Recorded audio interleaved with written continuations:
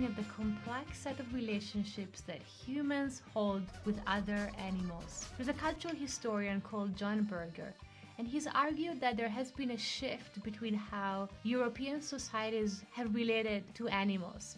And this shift, according to Berger, coincides with the expansion of industrialization in 18th century Europe. Before then, he argues, animals were humans' companions in countless spiritual and material ways. Humans were complete only as they looked themselves through other animals, with a sense of mutual recognition between human and animal. And animals were recognized as essential members in human societies, playing different roles. The killing of animals, for example, in the hunt, or the killing of domesticated animals, was a sacred and highly ritualized act. Berger argues that all of this, these holistic relationships, changed as animals became seen as machines to power the work of capitalist factories. And this provided a template for the fashioning of factory workers in big production lines later on. In this period that Berger is writing about, the emerging middle classes also turned inwards towards the private sphere, the domestic sphere, as an important domain in which to fashion their own subjectivities. And they start to acquire pets for these homes. Of course, birds, mammals, fish, and insects had always lived in close proximity to humans, and they had been domestic companions in many human societies, and humans had developed personalized relationships with them, as well as a cultural preference for particular species and breeds of animals to become domestic companions and friends. The modern pet is a different kind of animal, at least according to Berger and others. These are animals that are sterile, isolated. These domestic pets represent an example of animal commodification that occurs alongside the expansion of the modern slaughterhouse machinery. And there's been a debate between scholars as to whether the owning and keeping of pets and the breeding of particular types of dogs and cats and other domestic companions is an act of love or an act of domination and violence, or both, as some have argued. So Berger's narrative, which here I'm taking as an example because it's been fairly influential and also because it resonates in others' writings on animal histories, is broadly one of disenchantment. It's about the transformation of previously holistic relationships into alienated ones that have lost their sacrality, where human and animals begin to live lives that are separate from each other, or that are conceptually separate even though we are still closely, materially entangled with many, many animal species and organisms. This shift, many could argue, is the thing that accounts for the very possibility of the factory-scale killing of cows, hogs, chickens, and other animals at really at an unprecedented scale as it happens in the late 19th century. An anthropologist called Timothy Paschirat recently conducted an ethnographic research in a meat-packing plant in Nebraska in the United States. He worked with other factory workers on the kill floor, and then alongside meat processors and meat packers in the sausage making section, and then in the quality control department of this massive slaughterhouse operation. And through this work, Paschirat suggested that the slaughterhouse can only exist insofar as the kill floor, the place where cows are killed and before they get slaughtered and processed, is hidden and kept separate from the front-facing managerial and administrative offices. In fact, the slaughterhouse is structured to have different entrances for the people who work in administration, people working in the cold refrigerated rooms, and the people working on the kill floor and on the meat processing sections. Paschirat found that everyone that was involved in the process of meat production ascribed responsibility for the animals' killings on other persons. No one considered themselves to be responsible for it. And the meatpacking employees thought that the workers who were operating the stunt guns and who were killing the cows every 10, every 12 seconds as they were walking in were often at risk of becoming a little crazy, a little unhinged.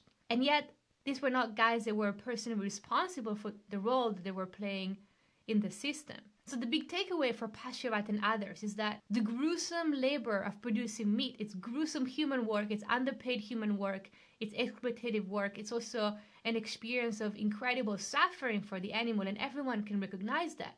But this work becomes societally accepted only to the extent that it's kept hidden. In this sense, then, if we take this analysis as a starting point, and I think it is a useful way to think about animal relationships and ethics, the cow in the slaughterhouse remains enchanted. It remains connected to human meaning-making and affection, so much so that the only condition for its factory-scale killing has to remain invisible, because it would be otherwise unacceptable if we were exposed to it in our everyday life. This new relationship with some of the mammals that we eat in our everyday diet has also occurred as people have come to think that meat consumption is natural and inevitable at the scale that we consume it today. And this is a shift that occurred in the early 20th century, concurrent to the consolidation of the meatpacking industry in the United States. And this is according to US historian Joshua Specht. But for a long time, cultural and social anthropologists writing about human-animal relationships were mostly interested about symbolic relationships and local practices of animal taxonomy. Taxonomy is how different species of animals are classified and organized and grouped together. And anthropologists were really interested in how indigenous societies had terms for classifying animals that didn't quite map onto a linear classification system, and that conveyed locally specific valuations, spiritual beliefs, and social organization. So a lot of writing in the 1960s examined varied systems of animal classifications in contexts as varied as Papua New Guinea, Thailand, Amazonian indigenous societies, Arctic indigenous people, reindeer herders, and so forth. And anthropologists proposed that animals were really good to think with to understand human societies. So specifically, how a society, how a group of people categorized crows, buffaloes, toucans, frogs, also corresponded to how they structured kinship relations and family, how they gave meaning to gender roles, to sexual reproduction processes, and also to how power was organized within a society. And similarly, historians writing about the 19th century have found interesting correlations between an emerging interest in the purity of domestic animal breeds and breed lines, for example, with cattle and horses, but also dogs and other kinds of domestic mammals, and ideas about class distinctions and racial boundaries, and we can talk about that more in class. This changed in the past decade and a half, or in the past couple of decades. One strong line of critique within anthropology and related disciplines has really moved the study of human-animal relations, really moving beyond seeing animals as just useful to think about human cultural meanings and concerns and politics. Anthropologists have also asked to really abandon generalizations on animals in general, and instead to attend to the particular characteristics and capabilities and life cycles of different species. And within that, to also pay attention to the specific biographical stories of animal communities and also of individual animals.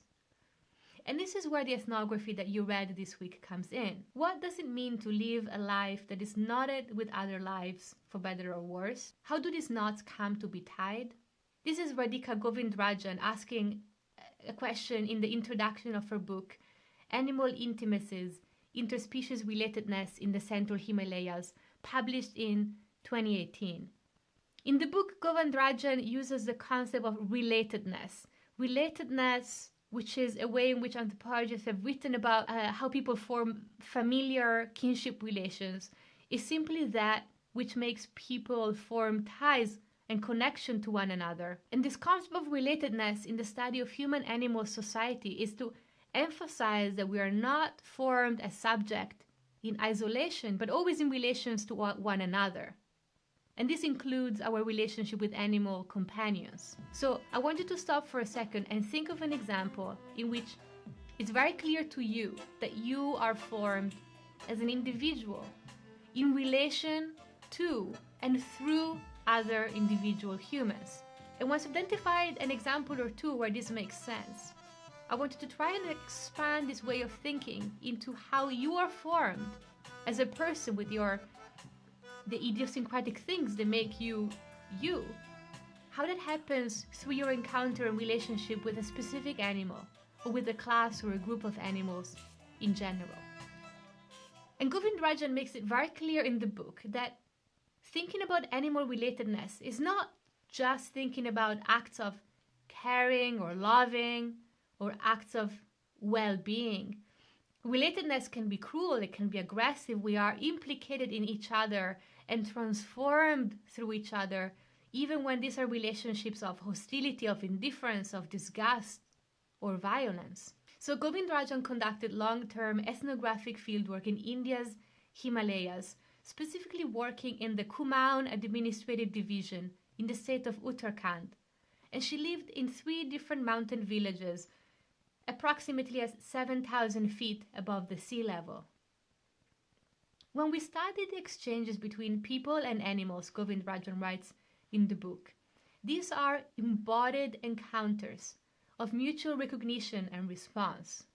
And by embodied here, she means that these are not just ways in which we make sense of animals. We relate to them with our own bodies, with touch, with work, in response to their own bodies, with their materiality of their being.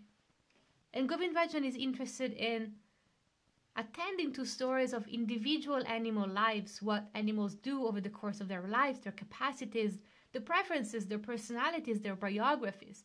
And this means, in her work, bringing together 3 scales at the same time. And I think this is very useful for how you might want to think about writing about animals in an anthropological perspective. So you're bringing 3 scales together at the same time. The first is the scale of an individual animal with its own idiosyncratic life story and preferences and personality. The second is a collectivity of animals with their social relations.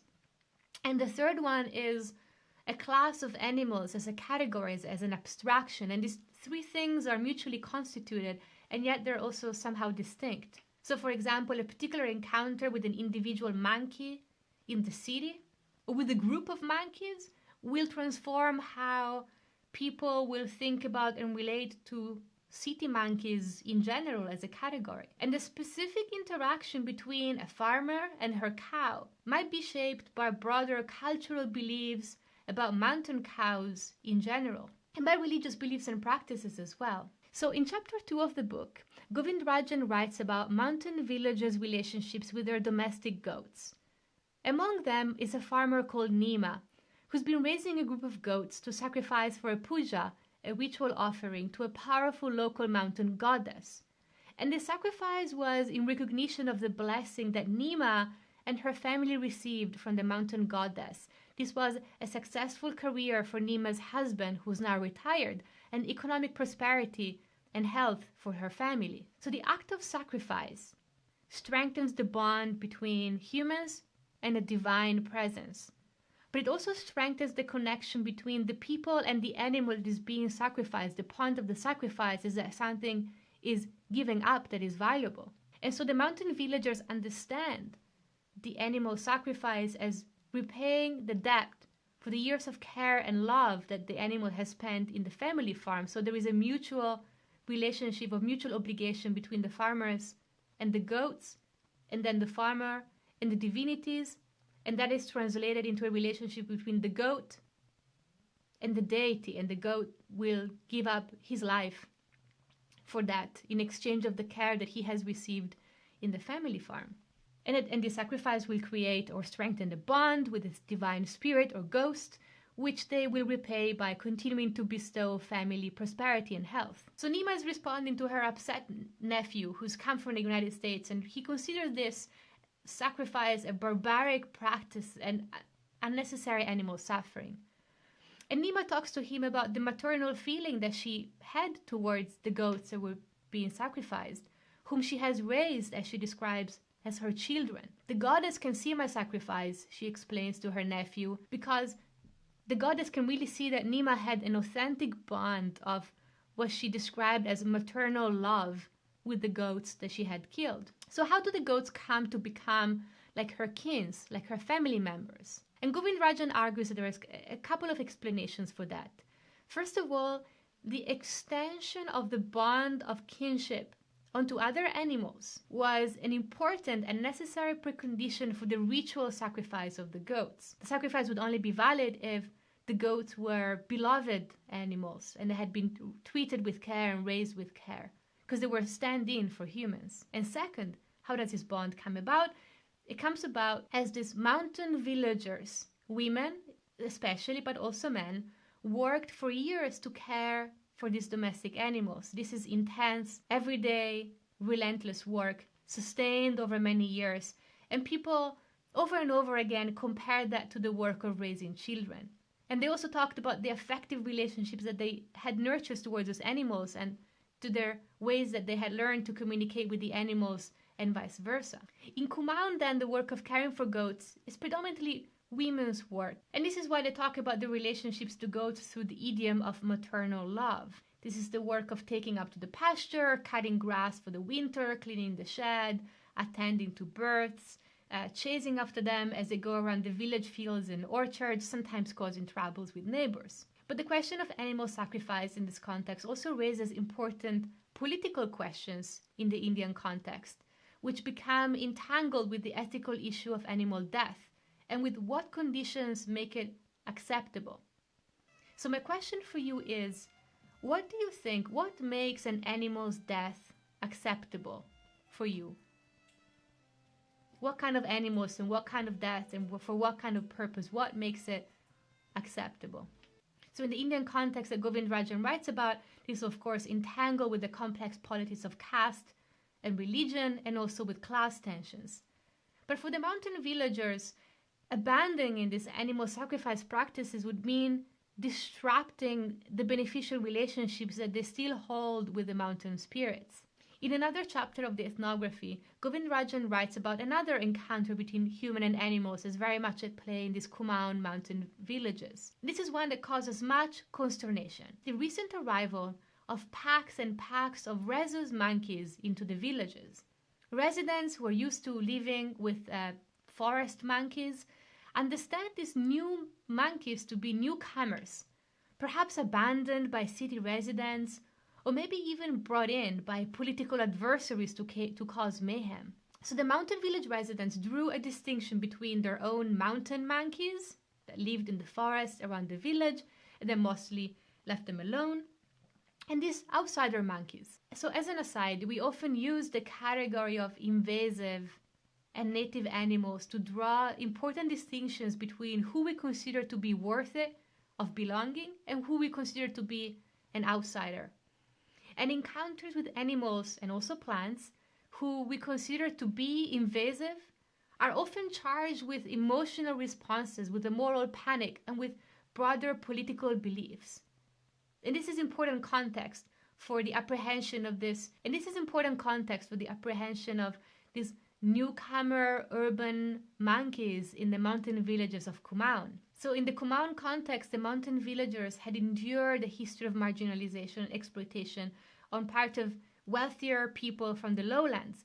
And outsiders recently have started buying up lands in the mountains. And mountain villagers increasingly migrated away from the region where they could not find jobs and opportunities. And so as these mountain villages and fields became empty and depopulated, growing populations of wild animals disrupted the remaining villagers' fields. And in these charged animal encounters, the mountain residents saw the effects of their own loss of control over mountain resources and the effects of land that they were losing to wealthy outsiders who were coming in and purchasing land to invest in tourism or in a second home or perhaps just in market speculation. So broadly, the mountain villagers perceived an injustice on part of their state, who they felt had abandoned them and privileged the interest of the wealthier people from the lower plains. And the outsider monkeys coming in from other locales had become a symbol of this perceived marginalization. So how did the villagers know that the monkeys were outsiders? So as Govindarajan talked to them, she found that it was in the specific bodily behaviors, the attitudes, their preferences. The villagers recognized these monkeys as behaving in different ways from their own local monkeys. And mountain villagers noticed that these relocated monkeys usually preferred to live in close proximity with humans, as they were used to in the city. They also believed that the monkeys had developed city-like, aggressive, group, dangerous behaviors, and they were ultimately unfit for proper rural life. And some villagers talked about rapacious newcomers interested in speculative land acquisition in the mountains and believed that they might have brought in the monkeys from the city to wreak havoc. So this political context of agrarian dispossession in the mountains and the reality of poverty and inequality in the larger city shaped how the monkeys learned to behave, but also how people interpreted their own encounters with outsider monkeys in their mountain village. So to conclude, how do we write about animals then as environmental anthropologists? I think Govindarajan's work is a good example or a good starting point to think about an approach that brings together several things. The first is an attention to political ecological processes. The second is attending to animal capacities, predispositions, and preferences. And the third is the individual animals' biographies and stories and their long-term relationships with individual humans. The three levels are mutually constituted and transformed. This is all for today. I look forward to seeing you all very soon.